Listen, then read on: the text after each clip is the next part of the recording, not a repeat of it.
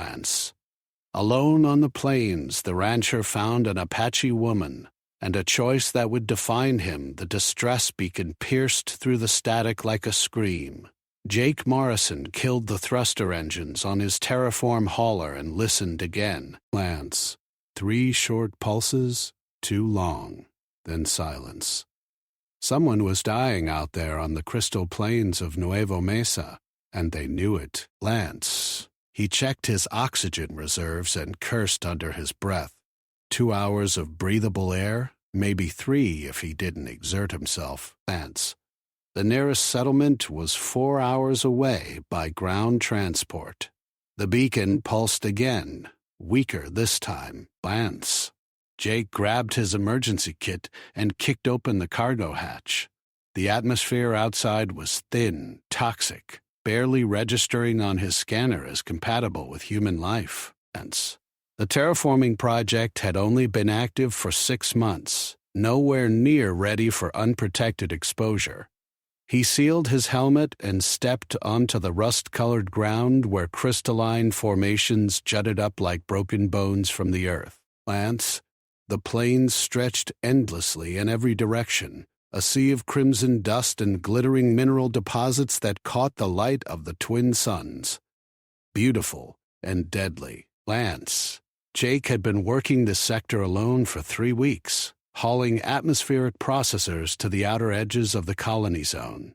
It was lonely work, dangerous work, but it paid enough to keep his small ranch on the habitable side of the planet running. Lance. His scanner picked up the source of the beacon 1/2 kilometer to the east.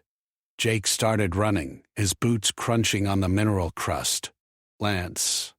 As he crested a low ridge, he saw the wreckage, a small scout ship, twisted and burning, its hull breached in at least 3 places. Lance. The insignia on the side made his blood run cold. Apache Nation vessel, one of the indigenous human colonies that had settled this sector generations ago, long before the corporate terraform operations began. The corporations and the Apache Nation had been at war for 2 years now, fighting over mineral rights and territorial claims. Jake had tried to stay neutral, tried to keep his head down and do his work. Lance. But neutrality was about to become impossible. He found her pinned beneath a section of collapsed bulkhead, her pressure suit torn and leaking. Lance. She was conscious, her dark eyes tracking his movement as he approached. Her hand moved weakly toward the pistol on her hip, but she didn't have the strength to draw it. Jake knelt beside her and assessed the damage. The bulkhead had crushed her left leg, and her suit's medical readout showed critical oxygen depletion. Lance. She had minutes, not hours. He could pull her free, get her back to his hauler, maybe keep her alive long enough to reach the settlement. Lance. But the settlement was controlled by Terraform Corporation security, the same people who had been bombing Apache Nation positions for the past 6 months. If he saved her, he would be harboring an enemy combatant. Lance. His contract would be terminated, his ranch seized, possibly criminal charges. Everything he had built on this planet would be gone. If he left her, she would die alone on these crystal plains within the hour. The woman's lips moved behind her cracked faceplate. Lance. She wasn't begging. She was telling him to go, to save himself. Lance. Her pride burned fierce even as her life slipped away. Jake made his choice in the space between heartbeats. Lance. He activated his suit's emergency override and began feeding his oxygen supply into hers through the emergency coupling. Her eyes widened in shock as breathable air flooded her failing system. He had maybe 90 minutes now for both of them. He wedged his pry bar under the bulkhead and threw his weight against it. Lance. The bulkhead shifted 3 centimeters, then 5, then finally enough for Jake to drag the woman free. Lance. She screamed as her crushed legs scraped across the jagged metal, the sound distorted and terrible through the comm link.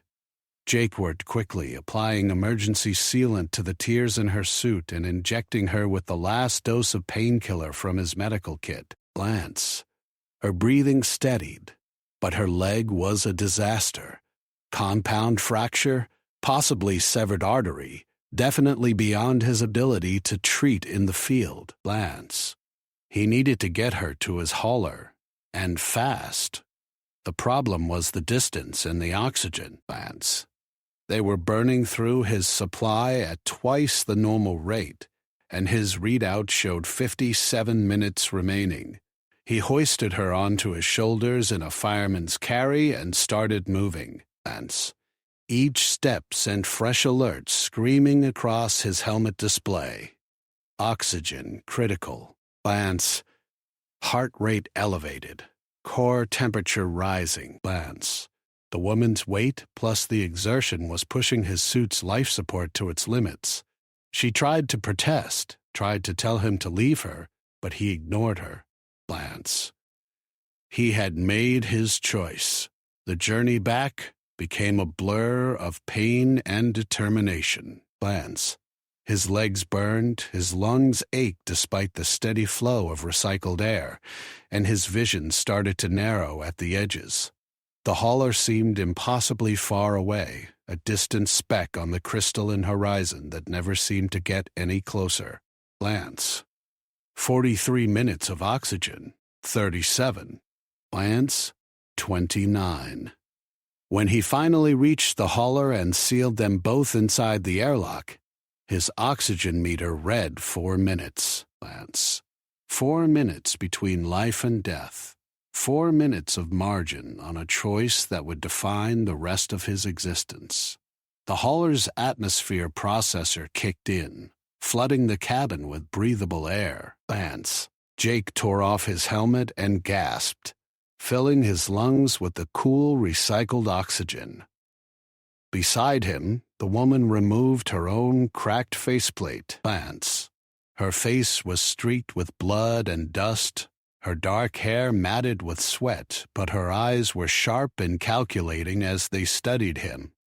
"Why?" she asked in accented standard. Lance. Her voice was rough, damaged from breathing the toxic atmosphere before he had reached her.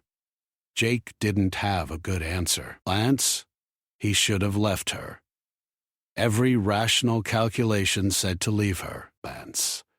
Instead, he pulled out his medical scanner and started working on her leg, because it was the right thing to do. Right for who? She grabbed his wrist with surprising strength. Lance. You just signed your own death warrant. When Terraform finds out you saved me, they will kill you. Lance. When my people find out I let you save me, they might kill us both. Then I guess we'd better make sure nobody finds out. He activated the medical drone and set it to work stabilizing her leg. Lance. The drone hummed to life, its surgical arms extending with precise mechanical grace. It injected her with antibiotics and synthetic blood, then began the delicate process of realigning the shattered bone. Lance. The woman bit down on her lip until it bled, refusing to make a sound.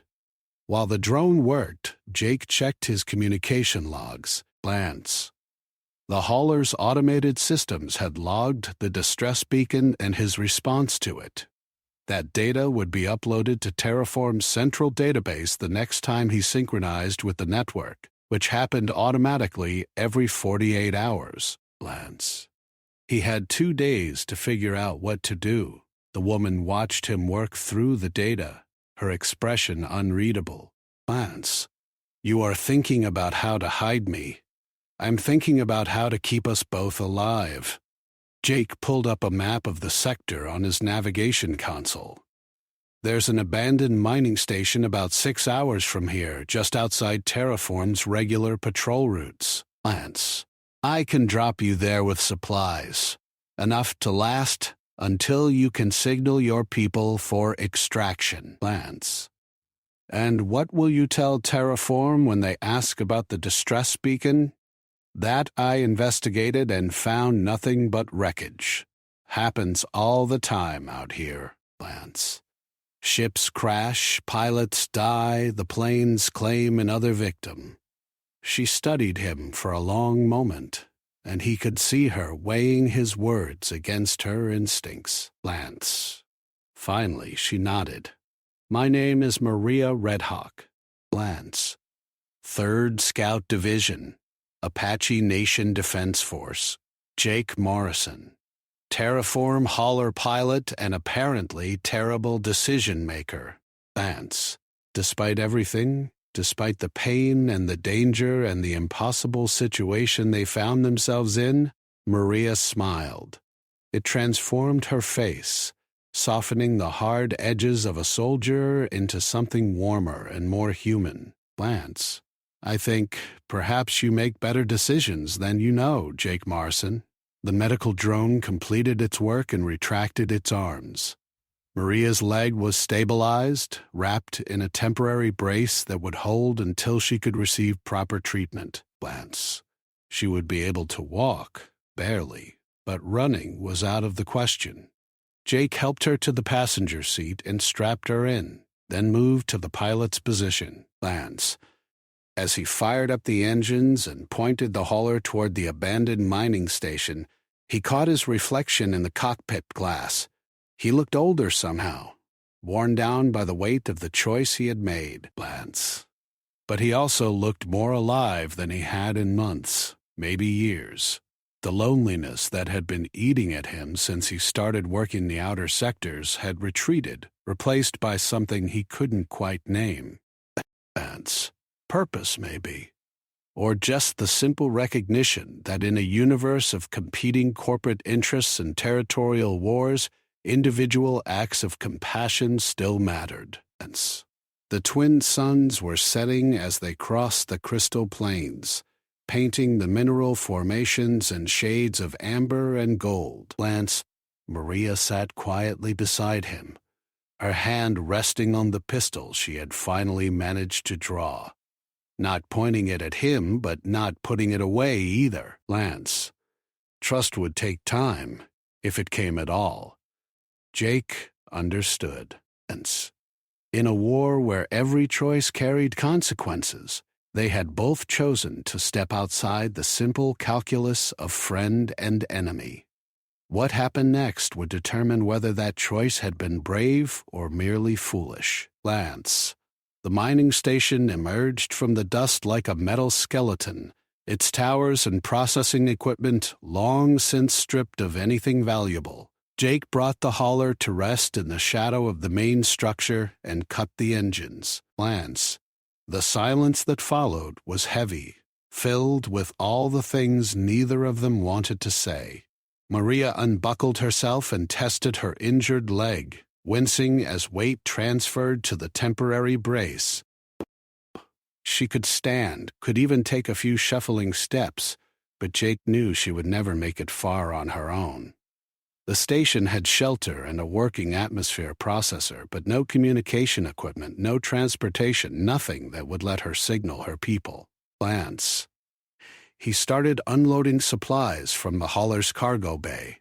Water purification tablets, emergency rations, medical supplies, a portable heating unit for when the temperature dropped at night. Lance.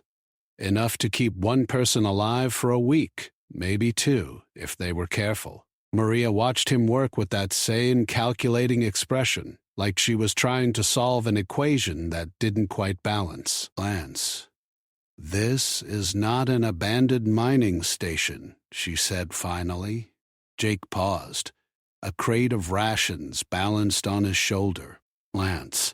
What do you mean? I mean this place has been maintained. The atmosphere processor is running. Lance. There is fresh lubricant on the door seals. Someone has been using this station recently, and I do not think it is Terraform Corporation. Lance. She was right. Lance. Now that she mentioned it, Jake could see the signs. The main airlock was too clean, the solar panels too well aligned. Lance. Someone had been here within the last few weeks, maybe the last few days. His hand moved instinctively to the plasma cutter on his belt. Lance, stay here, he told Maria. But she was already limping toward the main entrance, her pistol drawn and ready. They moved through the station together, clearing rooms in a practiced rhythm that spoke to Maria's military training. Lance. The habitation modules were empty, beds made but showing recent use. The galley had been stripped of food, but the recycler was still warm. Lance. Someone had been living here. Multiple someones based on the number of beds, but they had cleared out in a hurry. In the communications room, they found the answer. Lance. Maps covered every surface, detailed tactical maps showing Terraform Corporation positions, patrol routes, supply lines. Someone had been running a reconnaissance operation from this station, gathering intelligence on corporate movements. Lance. Apache Nation intelligence. Almost certainly. Maria's expression hardened as she took in the maps. Lance. This is a forward observation post. My people have been using it to monitor Terraform's expansion into the eastern sectors. Lance. And you didn't know about it? Scout divisions operate independently. We are not always briefed on intelligence operations. Lance. She moved to the main console and activated it with a few quick commands. The screen flickered to life, showing data logs and encrypted communications. Lance. But this changes everything. If I signal my people from here, Terraform will intercept the transmission. Lance. They monitor all frequencies in this sector. Then don't signal them, Lance. Wait until dark and use the old mining tunnels to move north. Your people control the territory beyond the ridgeline, right, Lance? You could reach them on foot in 2, maybe 3 days. Maria turned to face him, and for the first time he saw real vulnerability in her eyes. I cannot walk for 3 days on this leg. I would be lucky to make it 300 meters before the brace fails. Lance. Then I'll carry you part of the way, get you close enough that your people can find you. Why would you do that, Lance? You have already risked everything to save my life. You owe me nothing more, Lance. Jake thought about his ranch, about the small piece of land he had carved out of this hostile planet through years of back-breaking work. He thought about his contract with Terraform Corporation, about the comfortable isolation he had built around himself. Lance. All of it seemed suddenly fragile, a house of cards waiting to collapse. Because leaving you here to die slowly would make saving you pointless, he said. Lance. And because maybe I'm tired of pretending this war has nothing to do with me. Before Maria could respond, the station's proximity alarm started screaming. Jake rushed to the sensor console and felt his stomach drop. Lance. 3 vehicles approaching from the west, moving fast. Terraform Corporation security patrols closing on their position. Lance. They tracked your hauler, Maria said, already moving toward the exit. Corporate vehicles have transponders, Lance. They know exactly where you are. Then we run. There's a service tunnel that leads to the old excavation site. Lance. If we can reach it before they lock down the station, we might have a chance. They ran, or rather Jake ran, while supporting Maria as she hobbled along beside him. Lance. The service tunnel was narrow and dark, lit only by emergency strips that hadn't been replaced in years.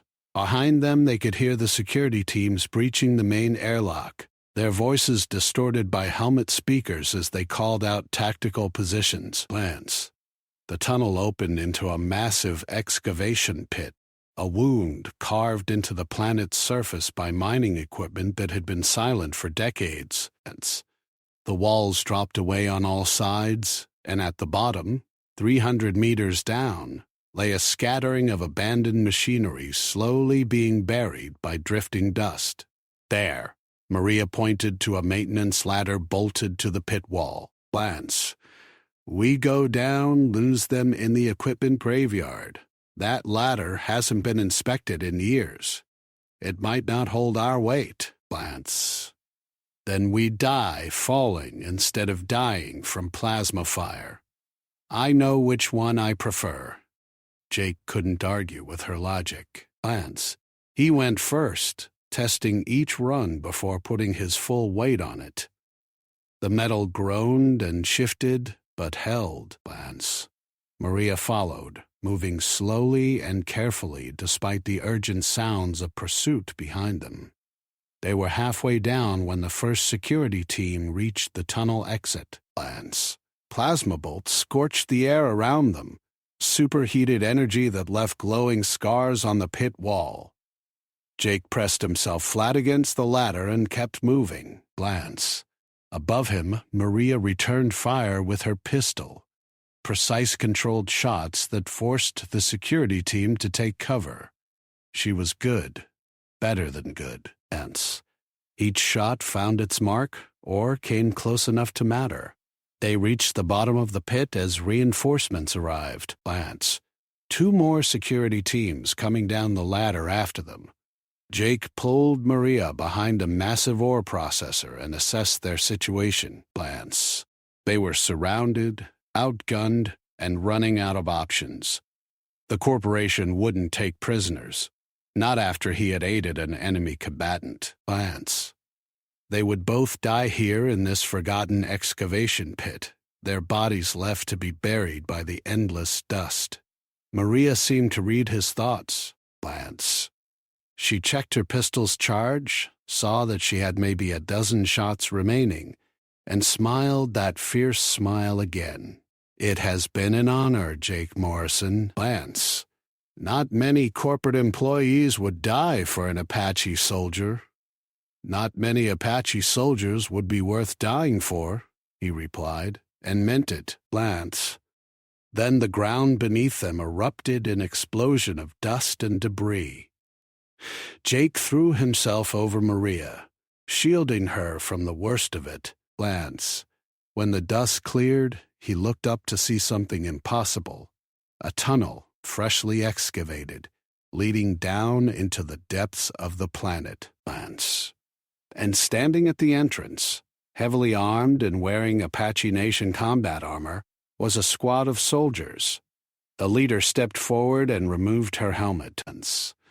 She was older than Maria, with gray threading through her dark hair and scars marking her face. Maria Redhawk, you are officially the most troublesome scout in the entire 3rd Division. Glance. When you did not report in, we assumed you were dead. I nearly was, Commander. Glance. This man saved my life. The commander turned her attention to Jake, her expression cold and evaluating. A Terraform employee. Glance. You know what we do to Terraform employees we capture in the field? I can guess. Jake stood slowly, keeping his hands visible. But I would appreciate it if you made an exception. Glance. I am currently unemployed and looking for new opportunities. The commander studied him for a long moment, then glanced at the security teams that were regrouping above them. We need to move. Glance. This tunnel leads to our underground transit system. We can have you both back at Apache Nation territory within the hour. Glance. Whether you leave that territory alive, civilian, depends on what you can offer us. They moved into the tunnel as plasma fire resumed above them. Glance. The Apache soldiers triggered a controlled collapse behind them, sealing the entrance and cutting off pursuit. Jake found himself in a network of tunnels that stretched far beyond what any mining operation would have required. Glance. This was infrastructure, real infrastructure, built over years or maybe decades. The Apache Nation had been preparing for this war long before the first shots were fired. Maria leaned on him as they walked, her strength finally failing now that safety was within reach. "You are going to regret this," she whispered. "Once my people are done interrogating you, once they learn everything you know about Terraform's operations, they will not simply let you go, Lance."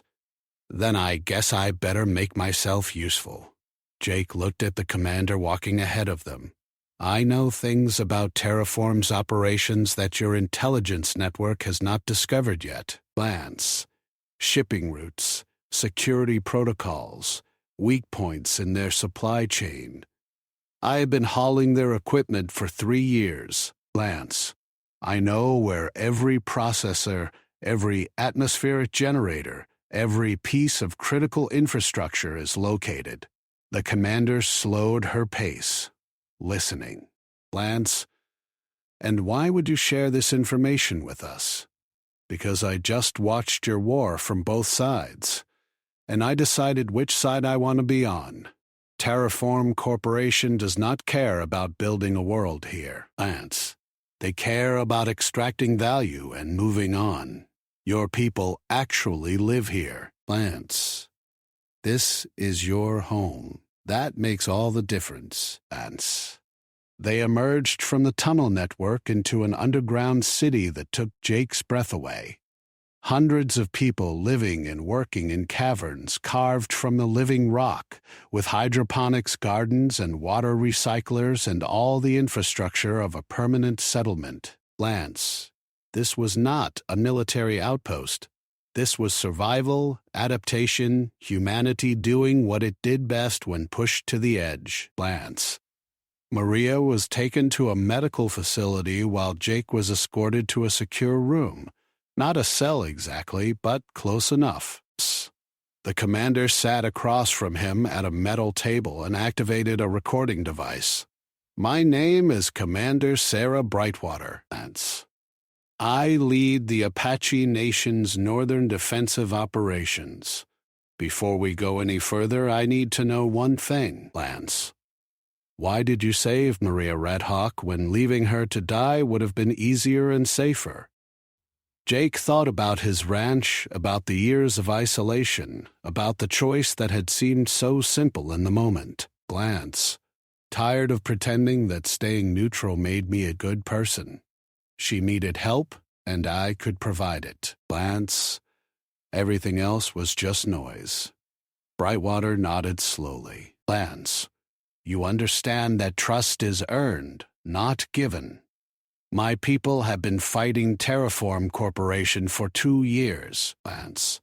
We have lost hundreds of soldiers and civilians to their weapons.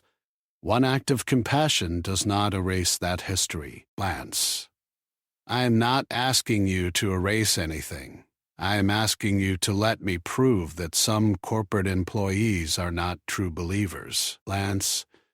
Some of us are just trying to survive, and when given the choice between profit and principle, we are capable of choosing principle. The interrogation lasted for hours. Lance, Jake told them everything he knew about Terraform's operations, holding nothing back. Shipping schedules, security rotations, the locations of fuel depots and ammunition stores. Lance, information that would give the Apache Nation a significant tactical advantage in the months to come. When he was finally allowed to rest, exhausted and hoarse from talking, Brightwater stood and offered him her hand. Lance, welcome to the Apache Nation, Jake Morrison. Your knowledge has just saved countless lives, Lance. What you do with your second chance is up to you. Jake spent his first week in the underground city learning how to be something other than a corporate hauler pilot.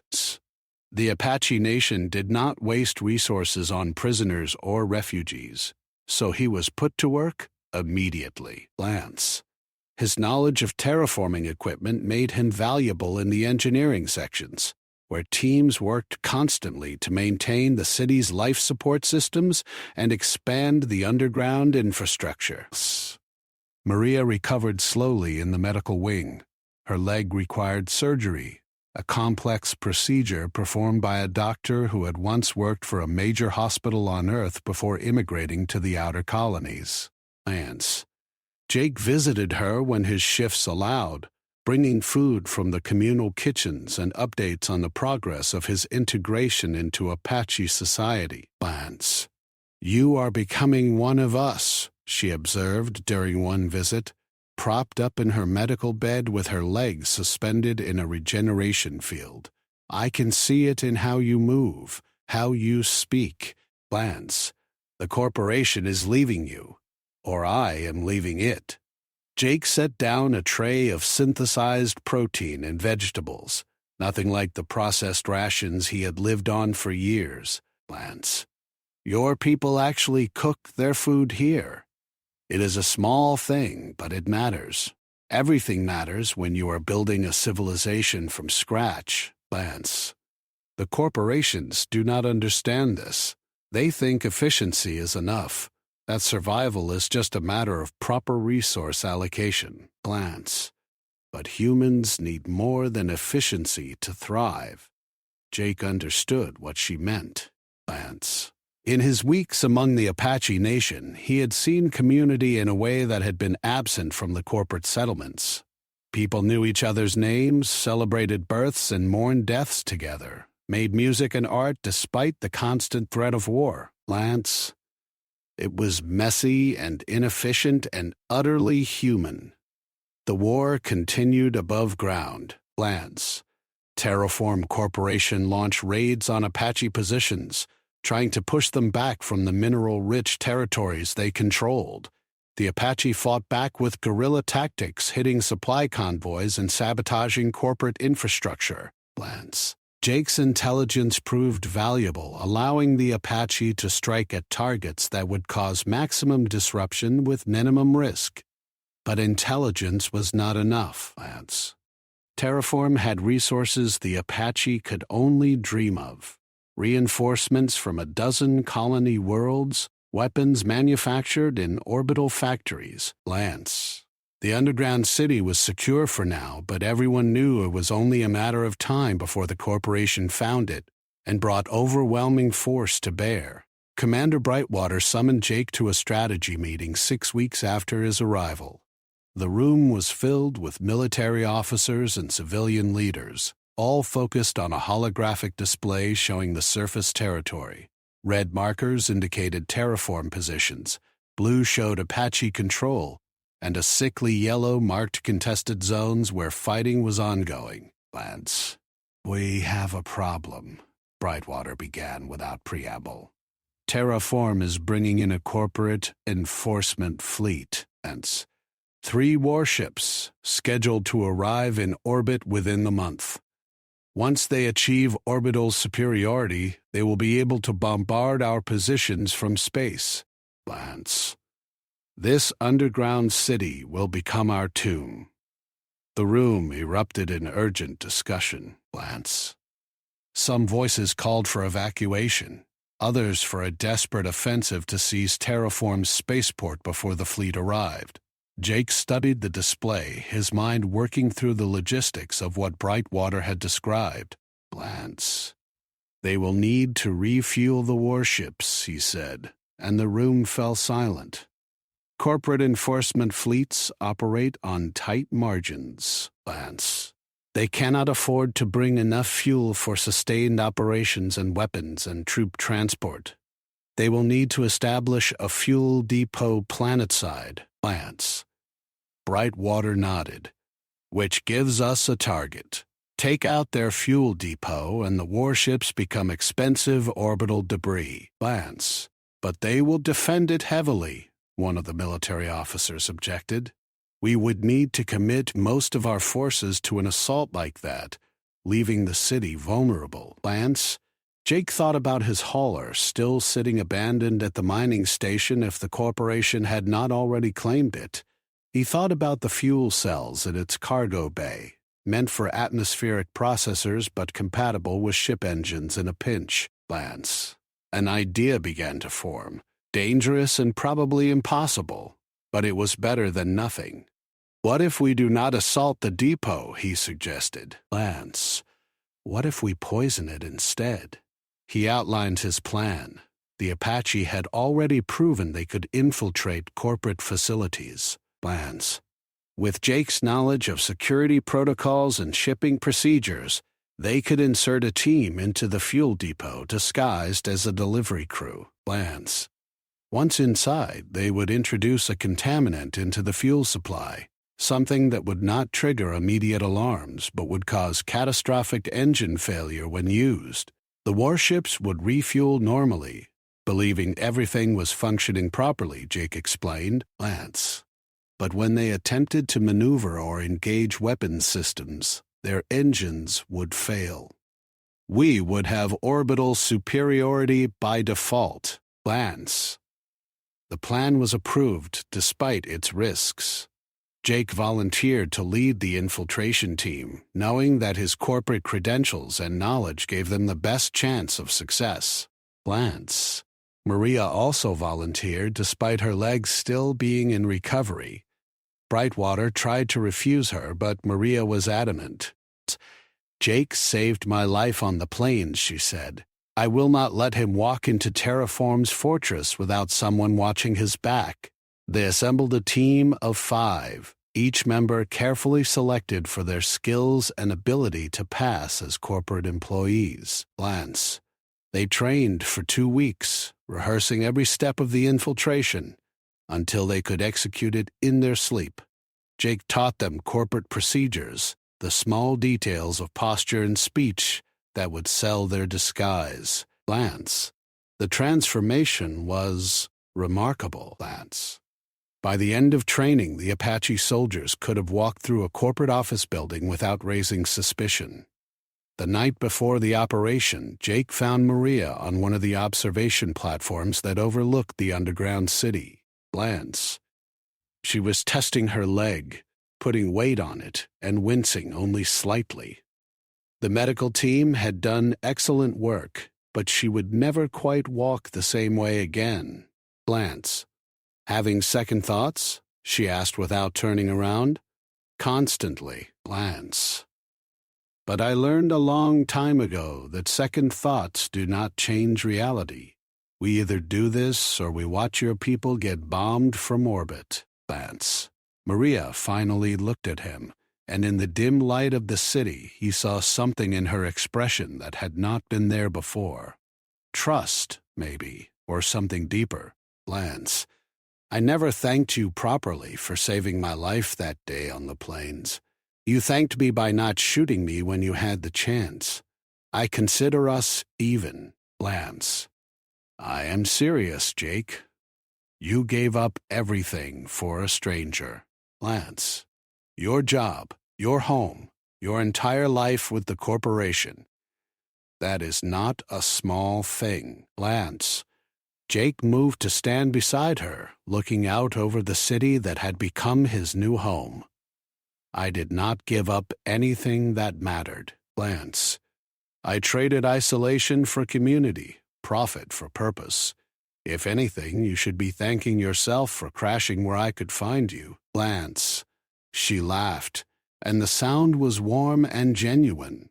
Only you would see it that way.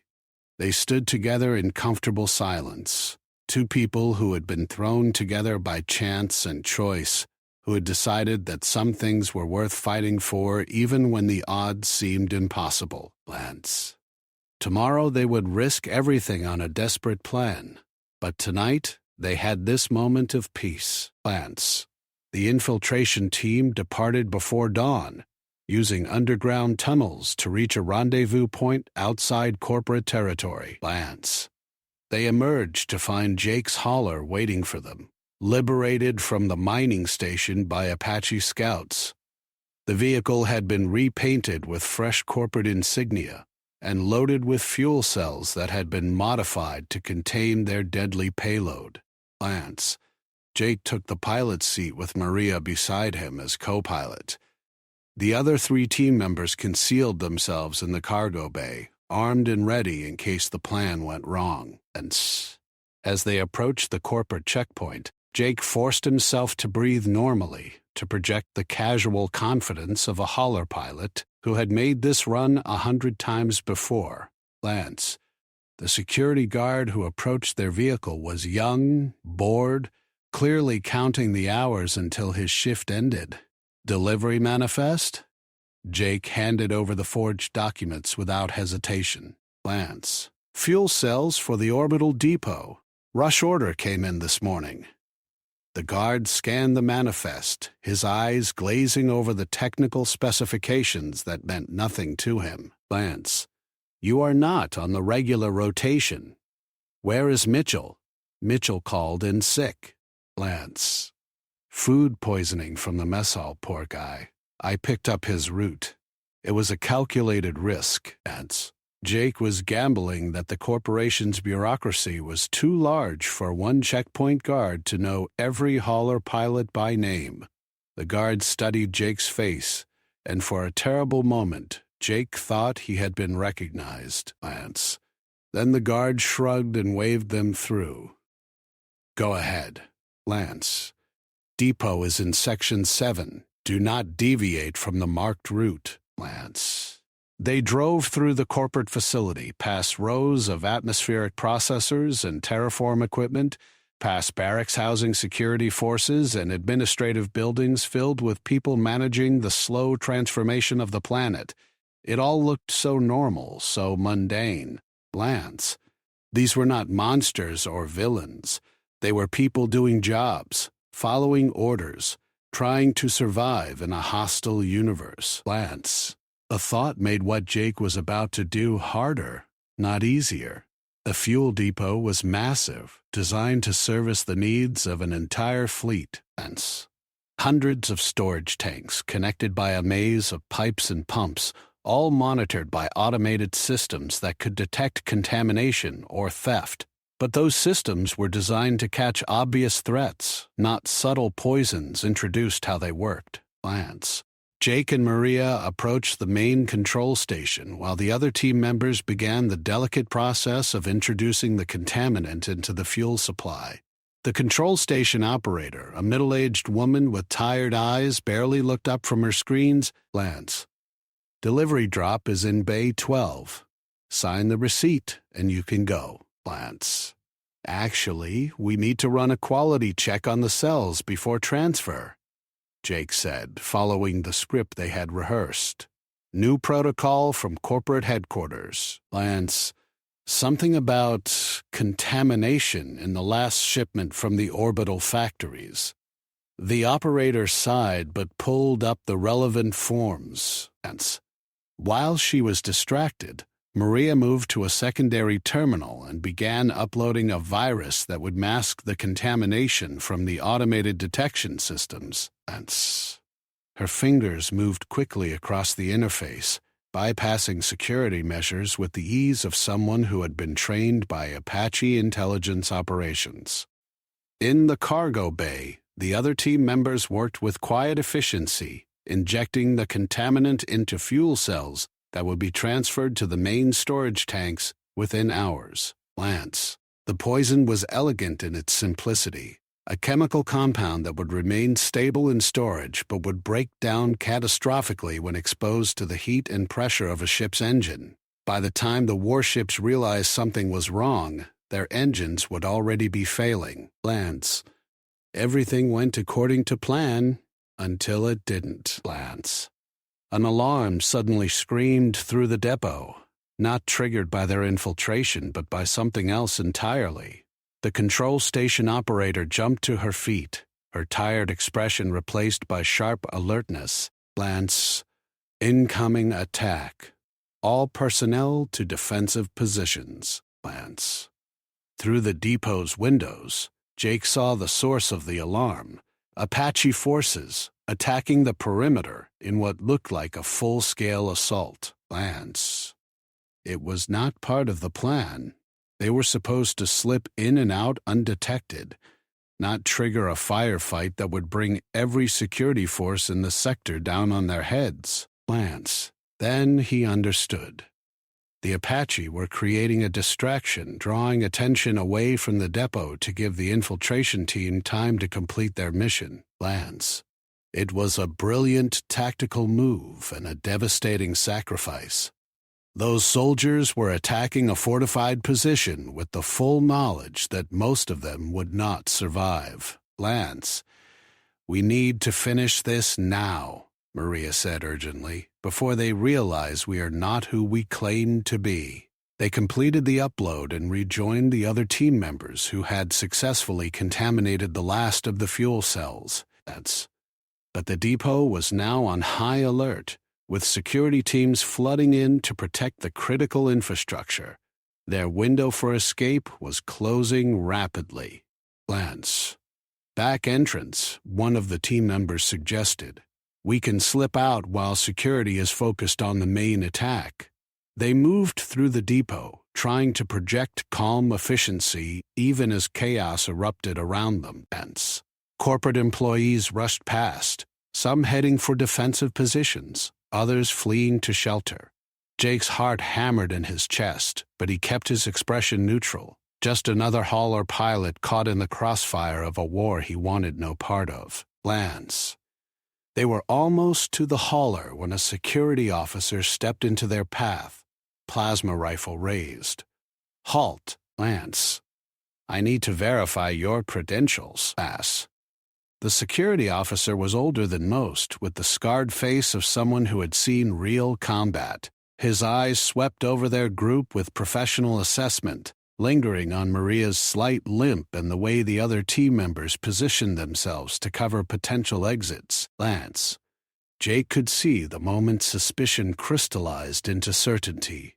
Credentials, the officer repeated, his finger moving closer to the trigger.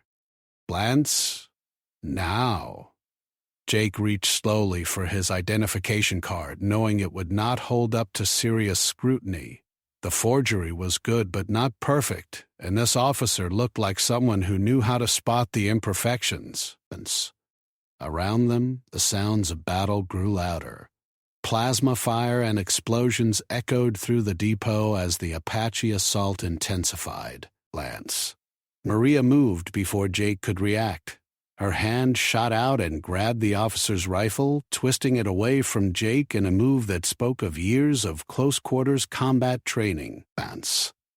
The officer tried to bring the weapon back on target, but Maria was faster, her injured leg forgotten in the desperate moment. She slammed her elbow into his throat, and he went down gasping. Lance. Run! She shouted. They sprinted for the hauler as alarms blared throughout the depot. Security teams were converging on their position, drawn by the commotion. Jake threw himself into the pilot's seat and fired up the engines while the team piled into the cargo bay. Lance. Maria took the co-pilot position, already returning fire through the open door at the approaching security forces. The hauler's engines roared to life, and Jake slammed the throttle forward. Lance. They crashed through the depot's perimeter fence in a shower of sparks and twisted metal. Behind them, plasma bolts scorched the air, some finding their mark and leaving glowing scars on the hauler's hull. Lance. Jake pushed the vehicle to its limits, racing across the corporate compound toward the edge of territory where Apache forces were holding a corridor open for their escape. They are launching pursuit vehicles, Maria reported, her eyes on the scanner. Glance. 4 interceptors, armed and gaining. Jake swerved around a terraform processor, using the massive equipment as cover. The interceptors split up, trying to box them in from multiple angles. Lance. These pilots knew what they were doing, trained security forces who hunted smugglers and insurgents for a living. The hauler was never designed for combat, its armor and weapons minimal at best. Lance. One of the team members in the cargo bay had different ideas. He climbed onto the hauler's roof with a captured plasma rifle and began laying down covering fire. Lance. His shots were precise and controlled, forcing the interceptors to break off their attack runs. But it was only a temporary reprieve. Lance. The interceptors had better weapons, better armor, and most importantly, better speed. "We are not going to outrun them," Jake said, his hands tight on the controls. "Lance, we need to lose them another way." He spotted his chance ahead, a massive mining pit, one of the deep excavations that scarred the planet's surface, where terraform had extracted valuable minerals before moving on to richer deposits. Lance, the pit was hundreds of meters deep, its walls studded with abandoned equipment and unstable rock formations. It was also the most direct route to Apache territory. "Lance, hold on," Jake warned, and drove the hauler straight over the edge. They fell in a controlled drop, the hauler's landing thrusters firing in bursts to slow their descent. "Lance." The pit walls rushed past in a blur of rust-colored stone and metal debris. The interceptors followed, more maneuverable but also more vulnerable to the tight confines of the pit. "Lance." One of them clipped a rock formation and spun out of control, crashing into the pit wall in a ball of fire. Jake navigated through the maze of abandoned equipment at the bottom of the pit, using conveyor belts and processing machinery as obstacles. "Lance." The remaining interceptors split up, trying to trap him in a crossfire. Plasma bolts carved through metal and stone, sending up sprays of molten debris. "Lance." The team member on the roof took out another interceptor with a lucky shot that penetrated its fuel cell, turning it into a fireball that lit up the pit like a second sun. 2 interceptors remained, and they were learning from their mistakes. They hung back, using their superior weapons to keep the hauler pinned down. Jake's options were running out. "Lance." The pit had only one exit on the far side, and the interceptors had positioned themselves to cover it. If he tried to make a run for it, they would cut the hauler to pieces. "Lance." Then the ground beneath them exploded. Apache forces had been tunneling beneath the pit using the same underground network that connected their city to the surface. "Lance." Dozens of soldiers emerged from the newly created breach, armed with anti-vehicle weapons that made short work of the remaining interceptors. The corporate pilots never had a chance. "Lance." One moment they were in control, the next they were falling debris. Commander Brightwater herself was among the Apache forces. "Lance." She climbed on to the hauler's running board as Jake brought it to a stop. "I hope that fuel depot was worth losing 23 soldiers over," she said, her voice tight with controlled anger. "Lance." "The warships will be dead in space within 48 hours, Jake replied. "Your people's sacrifice just won the war." Brightwater studied him for a long moment, then nodded. "Lance." "Then they died for something that mattered. Get this hauler underground before Terraform sends reinforcements." They made it back to the underground city with minutes to spare before corporate forces sealed the area. The entire population turned out to greet them, celebrating what they believed was a successful raid. "Lance." But Jake could see the grief beneath the celebration, the families who had lost loved ones in the diversionary attack. 23 soldiers dead so that 5 infiltrators could poison a fuel depot. The mathematics of war were brutal and unforgiving. Maria found him later that night, sitting alone in his quarters and staring at nothing. She did not say anything, just sat beside him and took his hand.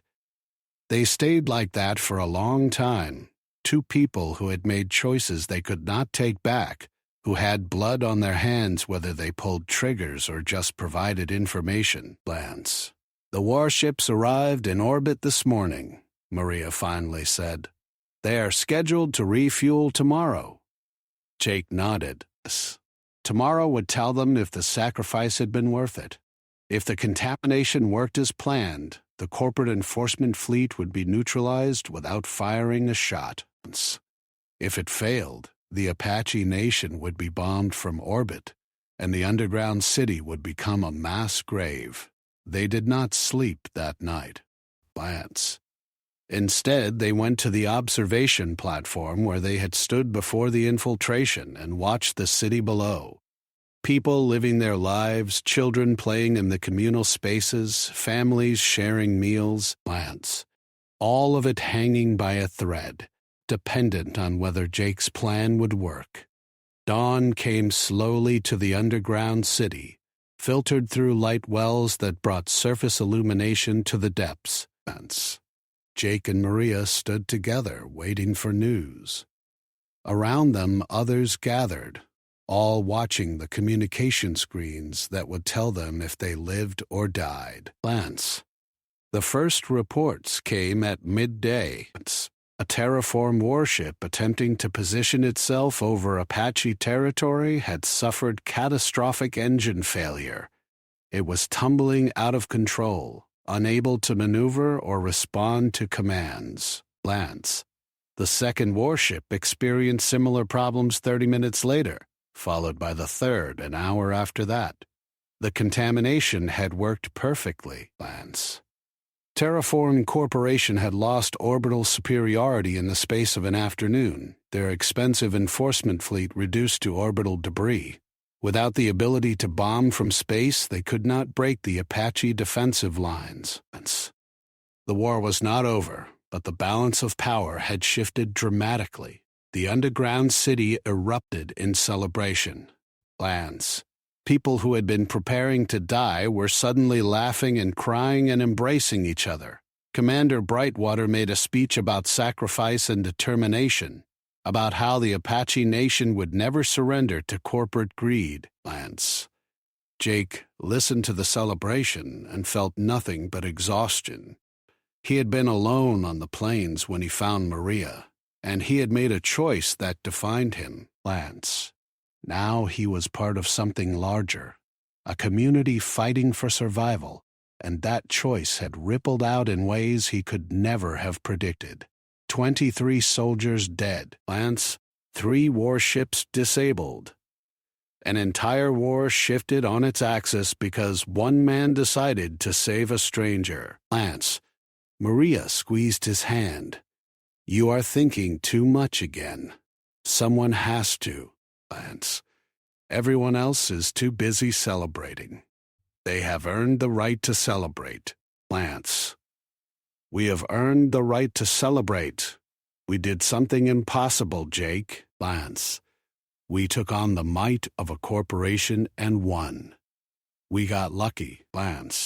If that security officer had been a little faster, if the interceptors had better pilots, if any one of a dozen things had gone wrong, we would be dead and the warships would be destroying this city right now. But those things did not happen. We are alive, the city is safe, and Terraform Corporation is going to think twice before sending another fleet to this sector. Jake wanted to believe her, wanted to feel the same elation that filled the rest of the city. But he kept thinking about the choices that had brought him here, about the path that had started with a distress beacon on the crystal plains. Every choice created consequences that spread like ripples in water, touching lives in ways that could not be predicted or controlled. What happens now? He asked. Maria looked out over the celebrating crowd, her expression thoughtful.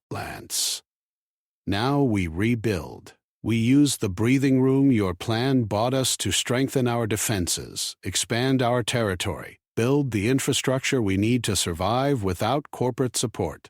And you help us do it, because you are one of us now, whether you like it or not. I am not a soldier. No, you are not, But you are someone who makes hard choices and lives with the consequences. That is worth more than any soldier. The celebration continued long into the night. Jake eventually allowed himself to be pulled into it, sharing drinks with people whose names he was still learning, accepting gratitude that made him uncomfortable. Maria stayed by his side throughout, her presence a steady anchor in the chaos.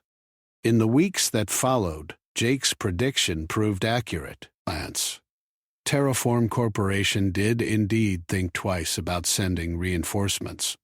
The loss of 3 warships was too expensive to ignore, and the corporate board began reevaluating their investment in this sector, lands. Some argued for withdrawal, cutting losses before they mounted further. Others pushed for escalation, bringing in even more forces to crush the Apache resistance once and for all. While the corporations debated, the Apache Nation acted.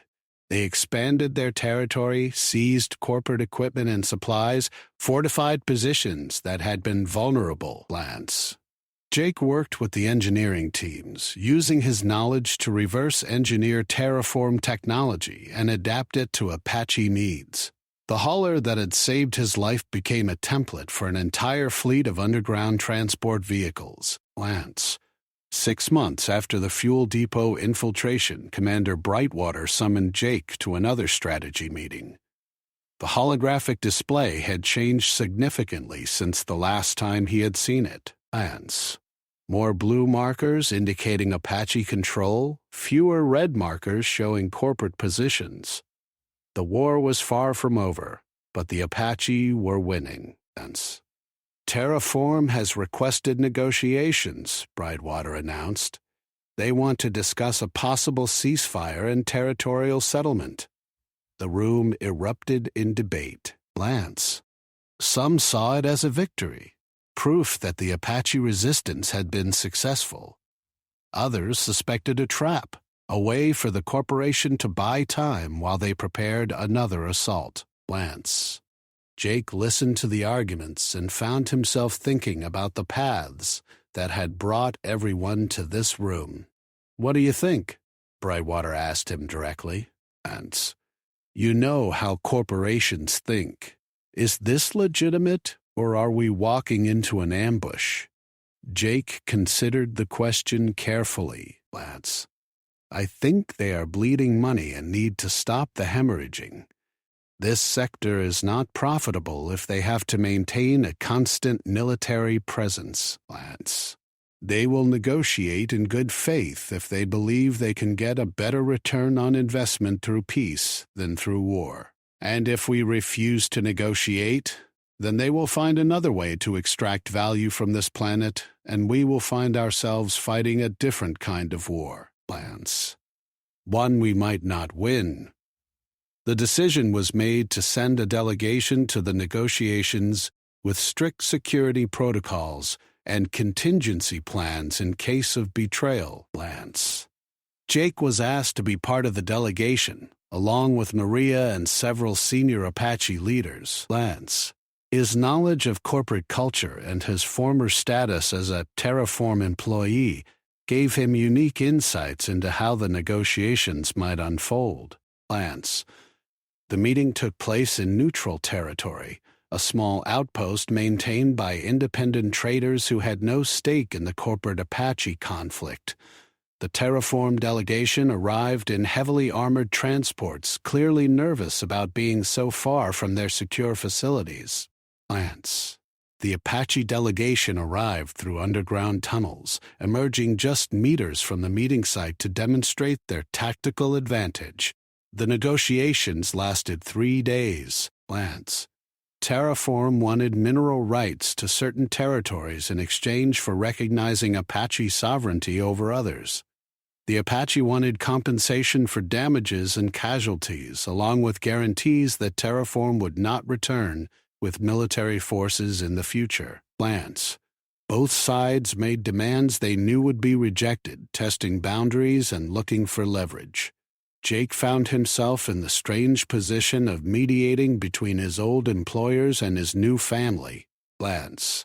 He understood the corporate need for profit and the Apache need for security, and he worked to find compromises that addressed both concerns. It was exhausting work, filled with small victories and frustrating setbacks, Lance. On the final day of negotiations, as both sides prepared to sign a preliminary agreement, one of the Terraform executives pulled Jake aside.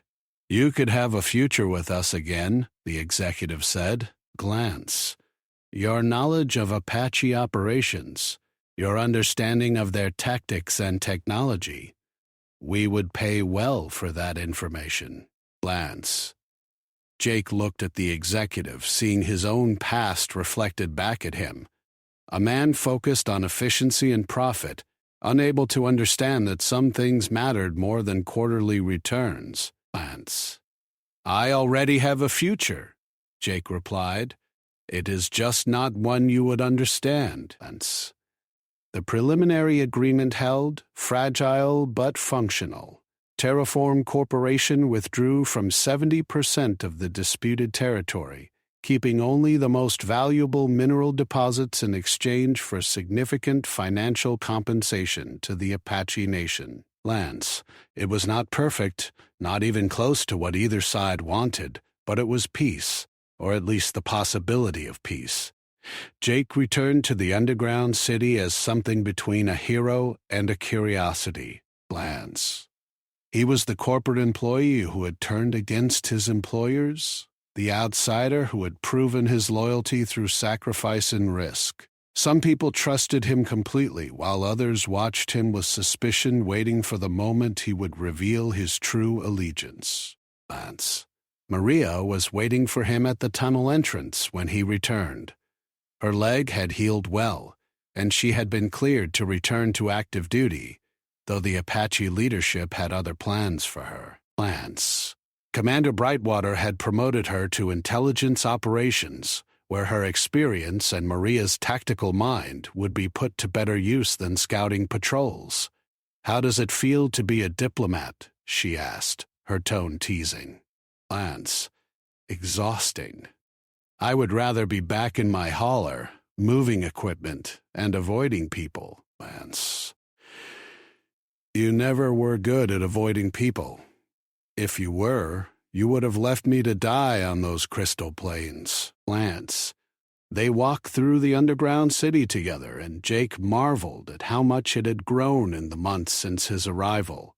New chambers had been excavated, expanding the living space and agricultural facilities. Lance. The population had swelled with refugees from corporate territories who had chosen Apache freedom over corporate security. It was becoming less of a fortress and more of a true city with all the complexity that entailed. Lance.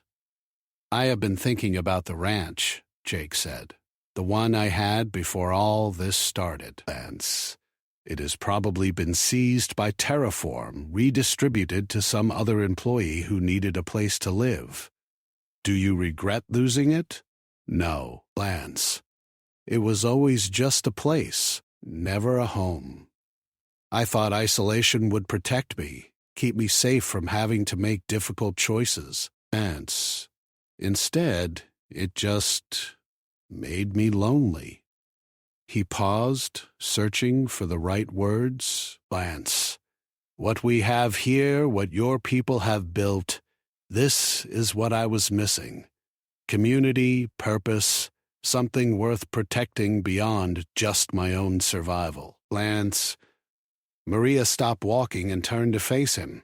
You know that you can never go back to your old life, right? Even if Terraform allowed it. Even if they offered you amnesty and your ranch and everything you lost. You are too different now. Lance. The person who saved me on those plains is not the same person who drove haulers in isolation for 3 years. I know. Lance. And I am okay with that. More than okay, actually. Lance. They stood in the middle of the city's central plaza, surrounded by people going about their lives. Children ran past, laughing and playing games that had nothing to do with war or corporate politics. Lance. Elderly Apaches shared stories with younger generations, preserving history and culture despite the constant threat of violence. Engineers and farmers and teachers all working together to build something that would outlast them. Lance. What happens next? Maria asked. The preliminary agreement is not permanent. Lance. Terraform could change their minds, send another fleet, start the whole cycle over again. Then we will deal with it when it happens.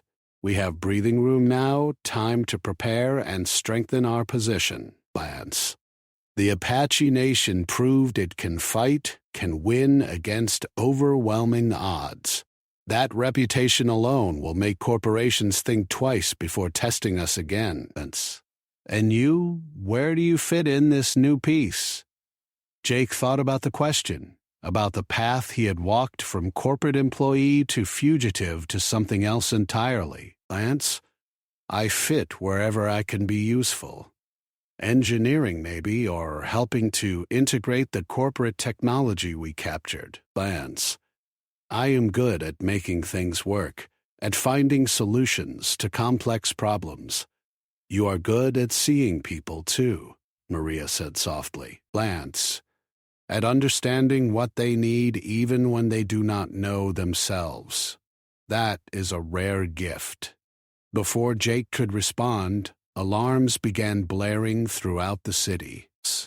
Not the urgent wail of an attack, but the sharp staccato that signaled an important announcement. Commander Brightwater's voice echoed from speakers installed throughout the underground chambers. Lance, all citizens, please assemble in the Central Plaza. We have received communication from Terraform Corporation regarding the final treaty negotiations. The plaza filled quickly, thousands of people crowding in to hear what would determine their future. Lance. Brightwater appeared on a raised platform, her expression carefully neutral. Jake felt his stomach tighten with anxiety. Lance.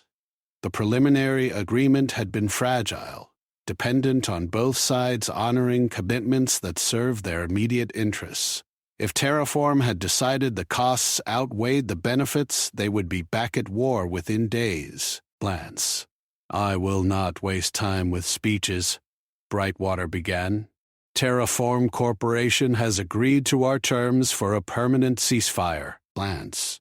They will withdraw all military forces from Apache territory within 30 days.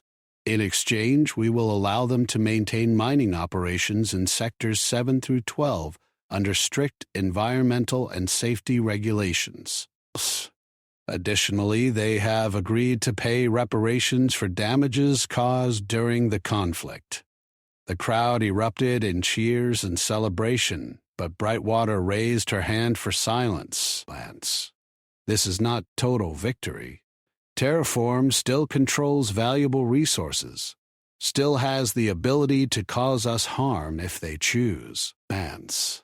But it is peace, and peace gives us the opportunity to build the future we want, rather than constantly fighting to survive.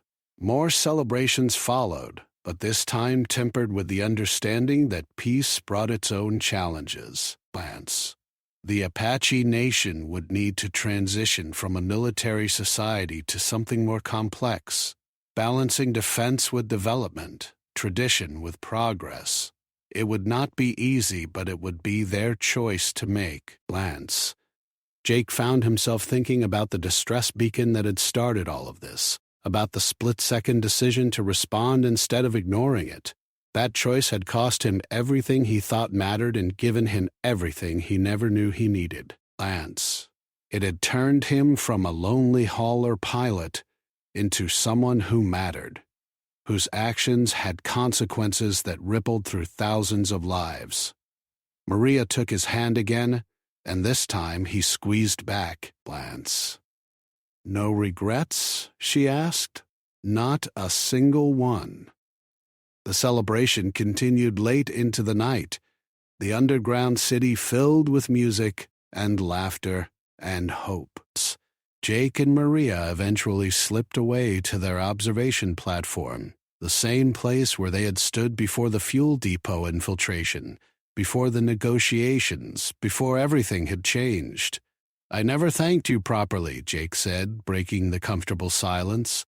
For what? For crashing where I could find you? For giving me a reason to stop being alone? Lance.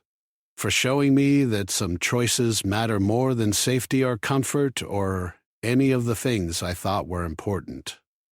Maria laughed, and the sound was pure joy. Lance. Only you would thank someone for nearly getting you killed multiple times. I am strange that way." They stood together, watching the city below, and Jake thought about the future that stretched ahead of them. There would be challenges, certainly. The peace with Terraform was fragile, and other corporations might see the Apache Nation as a threat to their own operations, plans. But there would also be opportunities, chances to build something lasting, to create a society that valued people over profit. "I want to show you something," Maria said suddenly. Lance. She led him through the tunnels to a section of the city he had never visited, a chamber that had been sealed off during construction. The Apache guards at the entrance nodded to Maria and stepped aside. Lance. Inside, Jake found himself in an enormous natural cavern, its ceiling lost in darkness above. But what took his breath away was what filled the cavern floor. Plants, thousands of small plants, carefully tended in hydroponic beds, their leaves catching the artificial light and glowing with health. It was a garden, a massive underground garden that would have taken months to establish. Plants. "We started planting this 2 weeks after you arrived," Maria explained, "using seeds we saved from before the war, varieties native to this planet that can adapt to underground growing conditions." Plants. Commander Brightwater wanted to make sure that no matter what happened with the negotiations, we would have food security. Jake walked through the rows of plants, recognizing some species from his ranching days. Plants. Vegetables and grains, fruits and herbs, all growing in the darkness beneath the surface. It was agriculture on a scale that spoke to permanence, to a people planning not just to survive but to thrive. "This is incredible," he said. "With production like this, the Apache Nation could support double its current population. That is the idea. We are not just fighting to keep what we have. We are building something that will last for generations." Plants. Jake understood what she was really saying. The Apache Nation was not a temporary refuge or a military resistance. Plants. It was becoming a civilization, complete and self-sufficient, capable of standing against corporate power not through violence, but through simple persistence. They had found a way to make the underground their home, to transform a defensive position into a foundation for growth. Lance. As they walked back through the garden, Jake's mind raced with possibilities.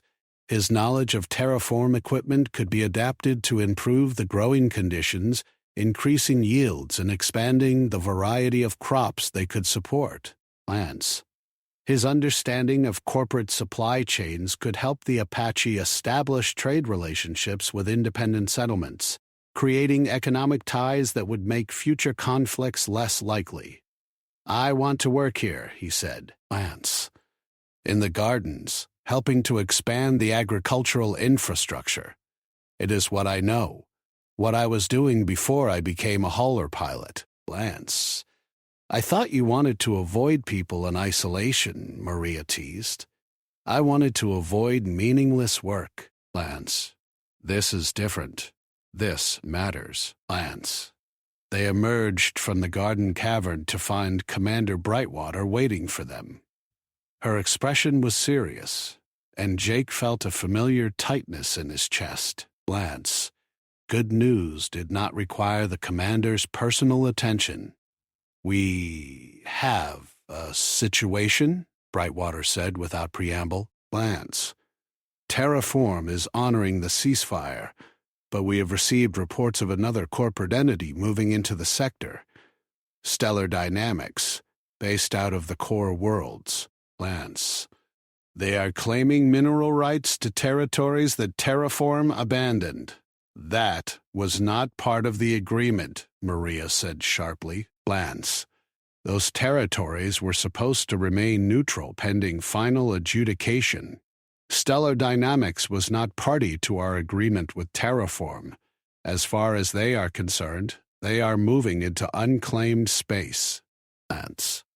Brightwater looked at Jake. Lance.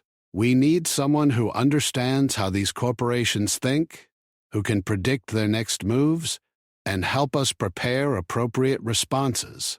Jake felt the weight of expectation settling on his shoulders again. Lance. He had helped end one war, and now he was being asked to prevent another. What do you need from me? Intelligence first, Lance. Everything you know about stellar dynamics, their operating procedures, their typical approach to indigenous populations. Then strategy, Lance. We cannot afford another full-scale conflict, but we also cannot allow corporations to carve up this planet without consequence. I will need access to communication archives, trade records, anything that might give us insight into Stellar Dynamics' plans. Lance, you will have it. Maria will assist you. Lance, together you have proven effective at handling corporate threats. As Brightwater left, Jake and Maria looked at each other. Lance, the celebration of peace had lasted less than a day before new challenges emerged. But somehow, Jake found himself smiling. Lance, this was what he had chosen when he responded to that distress beacon on the Crystal Plains. Not safety or comfort or an easy life, but purpose and community and the endless work of building something worth protecting. Lance. Ready for round two? Maria asked. As ready as I will ever be. They walked back through the underground city, past families settling in for the night and engineers working late shifts and guards maintaining their vigilant watch. Lance. Every person they passed represented a choice. A decision to stand and fight rather than surrender to corporate control. Jake had made that choice himself, and now he would help defend the consequences. Lance. The universe was vast and often hostile, filled with corporations that measured value in quarterly profits and saw people as resources to be exploited. Lance. But it also contained places like this underground city, communities that insisted on their right to exist on their own terms. The Apache Nation had proven that resistance was possible, that people with courage and determination could stand against overwhelming power and survive. Lance. Jake thought about his old ranch, about the isolated life he had built before everything changed. That person seemed like a stranger now, someone who had been sleepwalking through existence without ever truly living. Lance. The distress beacon had woken him up, forced him to make choices that revealed who he really was beneath the comfortable numbness of corporate employment. He had found Maria on the Crystal Plains, and in saving her, had saved himself. Lance. Now they would face whatever came next together, part of something larger than either of them alone. It was terrifying and exhilarating and more real than anything Jake had experienced in his carefully controlled previous life. Lance. The underground city stretched out before them, a testament to human resilience and determination. Somewhere above, on the surface of this slowly transforming planet, the Crystal Plains still glittered in the light of twin suns. And somewhere out in the darkness of space, new threats were gathering, new corporations seeking to claim what the Apache Nation had fought so hard to protect. But tonight, in this moment, there was peace. Lance. Hard-won, fragile, but real. And Jake had learned that sometimes peace was not the absence of conflict, but the presence of people willing to fight for something that mattered. He had been alone on the plains when he found Maria, and he had made a choice that defined him. Now he would spend the rest of his life living up to that choice, defending the community that had given him purpose and the woman who had shown him what it meant to truly live. Lance, the future remained uncertain, filled with challenges that would test them in ways they could not yet imagine. But they would face those challenges together, and that made all the difference.